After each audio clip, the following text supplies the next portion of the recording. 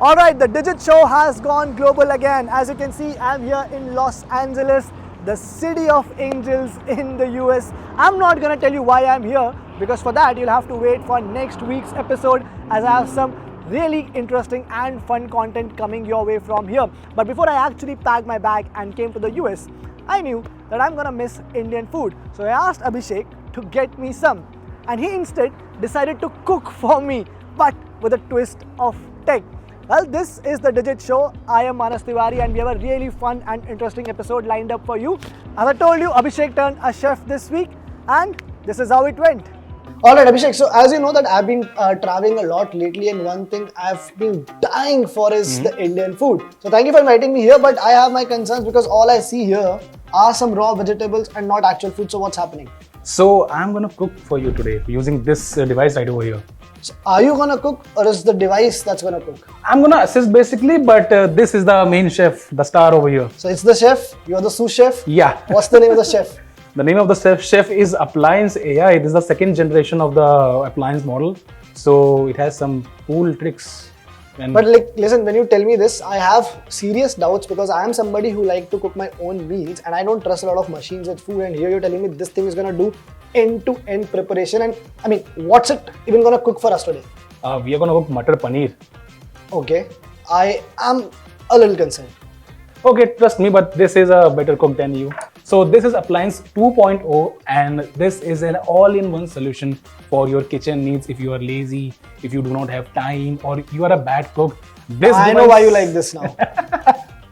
Oh, the lack of time is the main thing for me. Three things that sum you up. Lazy, bad cook. Okay. I don't know what third was. Okay, so this device can cook over 750 dishes. That includes Indian dishes, some international cuisines as well, Italian, like South Indian, anything that you want, this can cook. Okay, so now if I want to, let's say, cook Matar Paneer, which we are doing today, what I need to do, I mean, how does this work? So I need to connect this thing to something. I mean, obviously there's a power source which I see, but like if there's some sort of internet connection, Wi-Fi that you need. So you can see this as a mixer on steroids because it has a display right over here. It of course connects through Wi-Fi. And you get all the ingredients of whatever. So the entire recipe, basically, if I want to make Matar Paneer, I'll just go and type Matar Paneer and yes, I'll and see get everything right over here. Which I can see here, like there are, I mean, the cook time is there. It shows all the ingredients that we need, like refined oil, process as well, jeera, hing, everything. There is, I mean, it also shows the calories of what we're going to cook, right? Okay, and there's a video which shows the whole process. Okay, so that is pretty self-explanatory. The good thing is, if you are like diet conscious like me, then of course you can cook. Then of course you can cook low oil food, or maybe high protein paneer if you want that. So same meal or the same recipe that you are doing, but with like different for different needs. Yes, yes. Right? Yeah. So, there's also kids friendly option there. Yeah, so of that's course. Interesting. Yeah. So let's say for right now we'll just go for the classic option. Okay. And I think we should start. All right. The first step is to add oil. We'll take 1.5 large oil right over here. I think I'm a bad cook. We'll see by the end of this. Okay. So even with this you can't cook well, then I think I should quit cooking. Oh! It was at this moment that he knew. He fucked up. Okay, so now the next step is to put this lid, and this also comes with the safety lock as well. So if this doesn't lock properly, the machine won't start. So this is a cool feature. Now, meanwhile, it's heating up the oil. We'll peel the garlic, onion. Oh, so all of this you still have to do? Yes. The tough parts you still have to do? Yes, sadly yes. Great.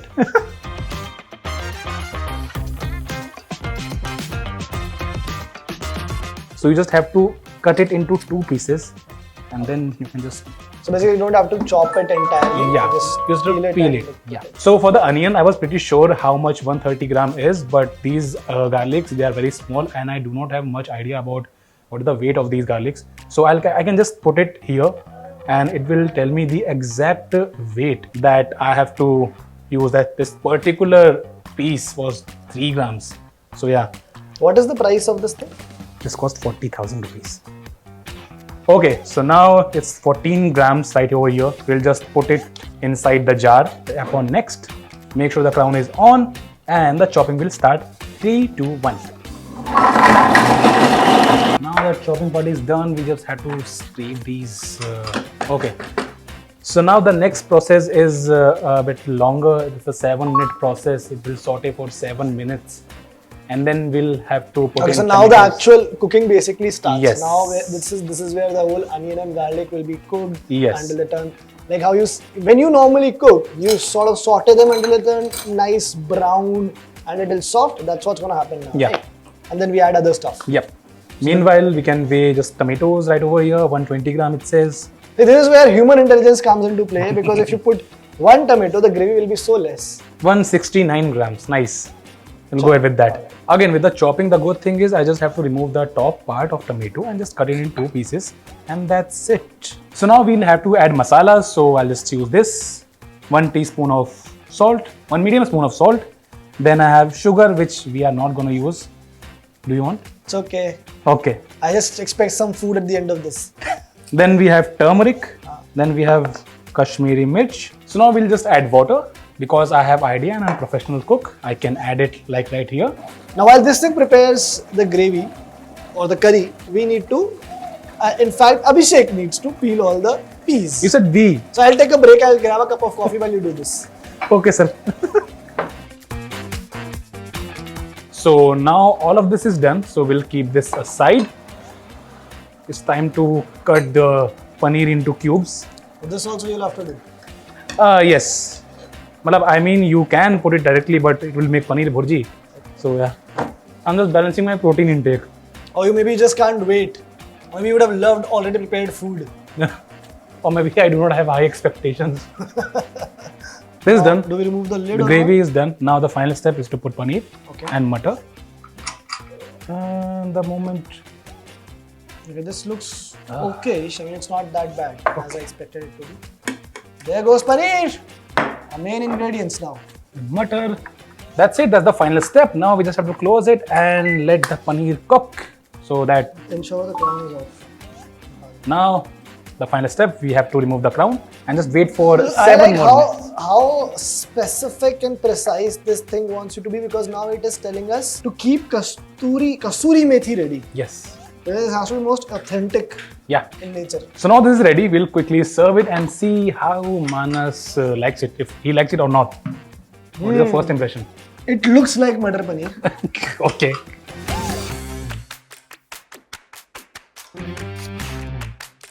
There you go. You taste it. I want to see the quantity also. Like how much did we actually make?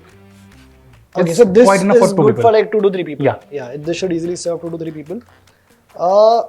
From what I can see, I have my doubts that maybe the mutter is not cooked properly, but let's just see. Let's just eat and see.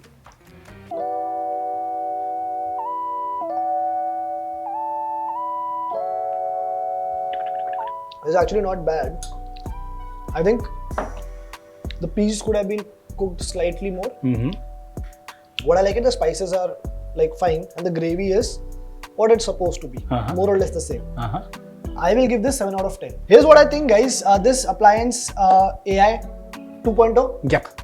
for 40,000 rupees. If you are lazy, if you don't have a lot of time, if you don't like to put a lot of effort like Abhishek, then this makes a lot of sense for you.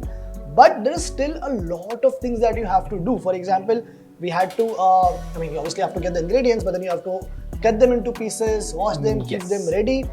And then you have to be there for the entire duration of it to like follow the process. So you'll still be investing at least 30 to 40 minutes into cooking any dish, right? So your time is still going into it. I think if I'll be making it on my own, I'll still be able to do it in 40 minutes. It's not like I'm saving a lot of time. Yes, I'm saving a bit of effort there. But tell me, Abhishek, one thing which I think is an obvious question. We made Matar Paneer. How do I eat it? Like, what do I eat it with? Of course, you can order chapatis or whatever you want to order.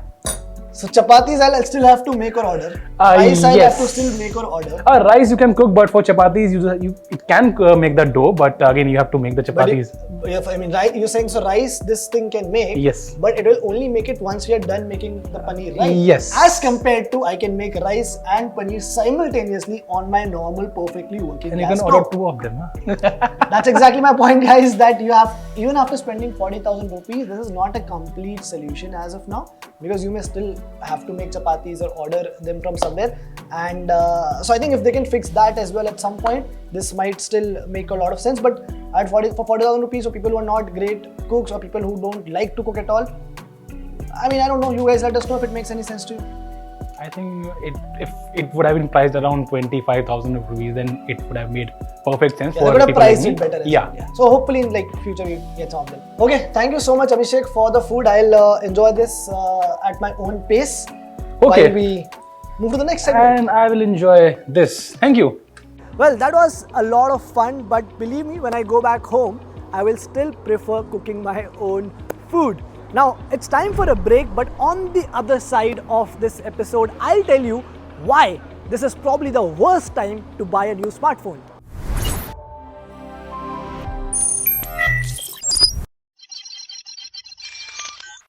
Alright, welcome back to the Digit Show. I am Manas Tiwari. Before the break, I told you that this is probably the worst time to buy a new smartphone. That is because a lot of new flagship phones are coming your way. There's going to be OnePlus 15, iQOO 15, Realme is launching its next flagship phone, and a lot more other devices will come, because of which you'll have far better and more options in the market. But at the same time, a lot of older models will also get cheaper. We thought this is probably the right time to go around and ask people what is their ideal smartphone. So, over to Krishika. Alright, I'm out on the streets of Noida finding an answer to a question that remains unanswered for years. What makes an ideal smartphone? For some, camera has to be great. For others, performance or battery matter more than anything else. I'll make it simple. Let's go and ask people what are the 3 most important things they need in their ideal smartphone. So for me, camera. This is the only important thing I need in my phone right now. So the first thing would be camera. Second thing would be a good audio. Third thing would be, I would say, a good battery. Firstly, the AI is just common nowadays. Everything is AI. Not camera or display, anything? That is the second one. Alright, and third? Third is the thickness for me. Why? The slimmest, the coolest. The first one would obviously be a good processor. Okay. The second one has to be the screen size. And lastly, it has to be the camera. First would be a good camera. Then I would probably want a good processor because I'm a gamer. Third thing would be probably a good battery. To be honest, I want good camera quality, battery backup, and I love to play games, so yeah, a good sense touching phone. First of batteries, second and display is better. Okay. And camera is most important. First is camera, second is display. Mainly the battery, display, and the camera for good pictures and all. It should have a really good camera. The display should be very good. iPhone should launch a flip phone. That's it. I want better battery, good processor, and better camera. I guess first would be calling feature. Okay. Second would be WhatsApp.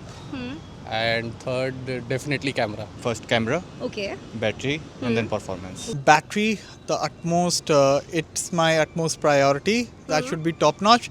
Second should be a good processor, ideally flagship processor, flagship phone. And the third would be a good camera set. But a camera. Second, a good processor. Third, most important, a screen, 4K screen, OLED screen. First, it should have a good processor so that it can handle many good tasks like gaming, editing, anything like that. Okay. Secondly, a good set of cameras. Okay. A telephoto is a must. And thirdly, I would want is a sleek design. Maybe a flip phone. Performance, camera, and battery life. Maybe a good screen, 4K display if possible, anyhow. Secondly, a good developer environment because I'm into coding a lot. Alright. And maybe a good processor for gaming. While I'm here, I've seen a lot of pictures from back home which show that the air quality in India has gone drastically down after Diwali. So, Aman this week sat down with the co-founder of Qubo to understand what sort of new technologies are being integrated into air purifiers and what are the things that people should keep in mind while buying one. Hello Nitin, how are you? Welcome on Digit. So I believe this conversation would be quite relevant today because we're going to be talking about air pollution. Shall we begin? Yes, looking forward. Yeah. So Qubo has been known for products like dash cams, right? Smart home devices, but now your air purifier range like this one they're also getting strong attention. So, what led Qubo to enter this space, and what gap did you see in the market that made you confident about launching these products? Sure. So, Qubo as a company, our vision has always been to create a smart living ecosystem and create smart products around the space of security, around the space of auto security, home security, as well as, wellness and better and smarter living. All right. So many people associate air purifiers with Diwali, as I was talking earlier, right? And the post harvest season, but air pollution is now a year round problem, like I said. So, what are some lesser known factors that affect indoor air quality throughout the year? I think it's a fantastic question. I think a lot of us know about the common areas. When we talk about air pollution, the first thing that comes to our mind is cracker burning, firecrackers, which we know, and Diwali just went by. We know about stubble burning now, especially North Indians are very familiar with it. People talk about vehicular pollution, which is due to cars and other vehicles on the roads around us.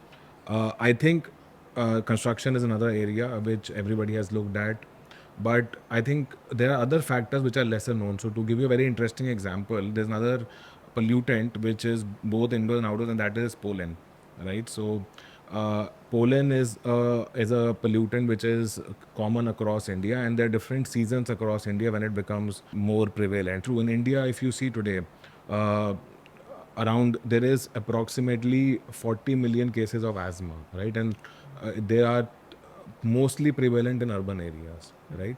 So I think if we have the technology now that before we go towards curing a particular disease or treatment of particular disease, preventive options are available, and I would classify purifiers as one of the preventive mechanisms where we can treat our we can take some action to ensure that our indoor air quality is better. It's actually more comfortable, right? So yeah. All right. So, a lot of homes today are built to be more closed off, right? We keep our windows shut to keep the dust outside, and there are also cooling costs are also involved, right? So, how does this change indoor air circulation, and why does it make air purifiers even more important now in today's times? I think yes, that's a great observation. People believe that if they just close their houses to outside air, they will tackle the problem of air pollution. That is so not true, because there is obviously you cannot 100% block all the air channels which are coming in from outside, and we do need the freshness of the air, because it's the other factors, like be it the microbes in the air, be it the levels of oxygen versus CO2. So it's not just about the PM 2.5 or PM 10, right? And I'll come to it. And these particles are let me just digress to the size of a PM 2.5, right? To tell you and make it real for our audience here. So our hairs are actually around 100 microns in thickness, right? Okay. Whereas when we say PM 2.5, this is 2.5 microns thickness, right? So you can imagine that a PM 2.5 particle is 40 times smaller than a strand of hair, right? So this is how small the pollutants are, and which is why if we believe that we can stop them from coming inside, it's actually a false belief, and this actually gets verified if one installs a PM 2.5 meter or an air purifier inside the home. You'll see that while indoor quality might be slightly lower in terms of PM 2.5, but it will broadly be in the same range. So the outside PM 2.5 spike very quickly reflects indoors as well, no matter if your windows and doors are also shut. And in India, we are very comfortable with the level of 100. Like if it's 100, 125 or less, we are very happy. Like, oh, it's very Okay, good. we There have is no become pollution. accustomed. We've become so used to slightly higher levels. Obviously, levels, we know the hazardous levels, but Right. I think now that we have these technologies in place, we should try to maintain as much as healthy air around us as much as possible, and try to keep it below 50 throughout the year. Okay, let's talk a little about indoor air pollution, right? So, do you think there's still a lack of awareness around indoor air pollution in India, and how can we make people see air purifiers not as luxury devices but as essential items for a healthy living?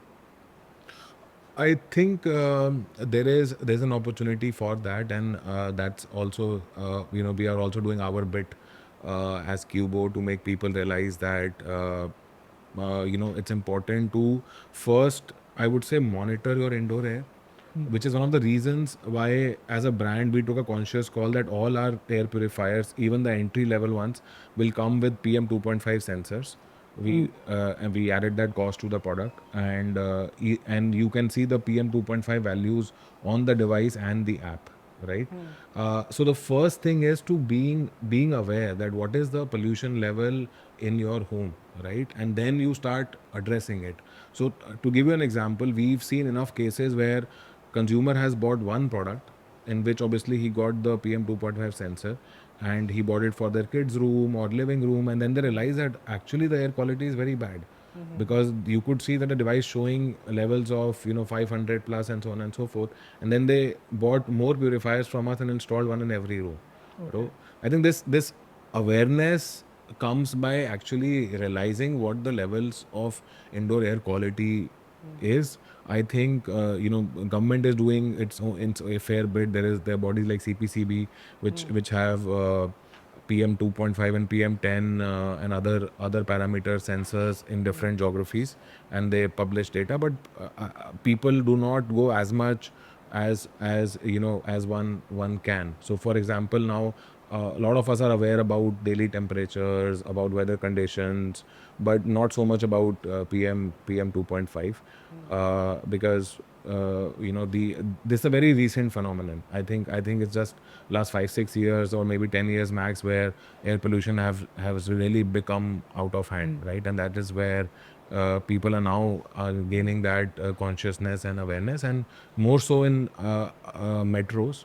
The awareness is higher, I would say, but the impact is pan India, right? So it's not like tier 2 and tier 3 cities are not facing this pollution, right? It's happening across different parts of the country, and the drivers in every region and every city could be different, right? So I think there is need for this awareness. India has a very high rate of allergies, allergic rhinitis, asthma, and a lot of these things people then end up taking very strong medicines or even steroids to treat them.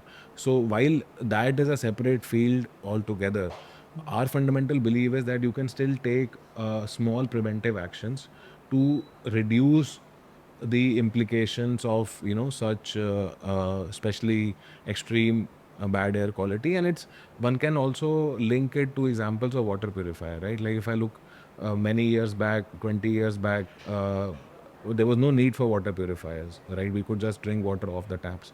But that is not the situation today, because these are some of the downsides of urbanization which India is seeing, and some of the problems come in phases and then they are addressed. Well, thank you so much, Nitin. This was quite insightful. And that's about it for this video. I'll be catching you all in the next one. Thank you for watching. Well, that's it for today's episode. But do tune in next Saturday, 8:30 a.m. on Times Now for the Digit Show, as I'm going to bring you a lot of interesting content around artificial intelligence, Gen AI, and everything around that. This is Manas Tiwari signing off.